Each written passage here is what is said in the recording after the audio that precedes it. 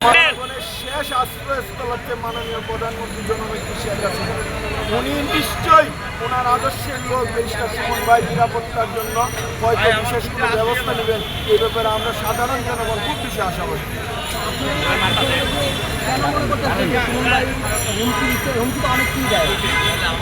দেখেন, আপনারা বিগত দিনে দেখছেন যে আমরা যারা এই দেশের কল্যাণে কাজ করছে, দুর্নীতিবাদদের বিরুদ্ধে অবস্থান নিচ্ছেন, কাউকে কিন্তু এই দেশে বাঁচিয়ে রাখা হয়নি।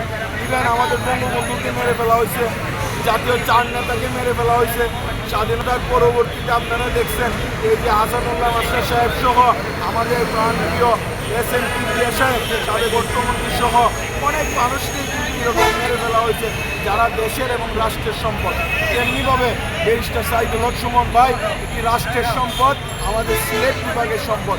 আমরা মনে করতেছি উনি যেহেতু দুর্নীতিবাজদের বিরুদ্ধে কথা বলেন এবং এলাকার তৃণমূল মানুষের জন্য কাজ করেন, অত্যন্ত জনপ্রিয় মানুষ, সুতরাং ওনাকে যেভাবে হুমকি দামকি দেওয়া হচ্ছে, ওনাকে জীবন নাশের জন্য এটাই হচ্ছে মূল কারণ যে ওনার জনপ্রিয়। আপনারা কি মনে করেন যে আসলে মূল কারণটা তুমি তো জনগণের জন্য কাজ করে, ওনাকে মূল কারণ হচ্ছে উনি দুর্নীতিবাজ এবং এই যে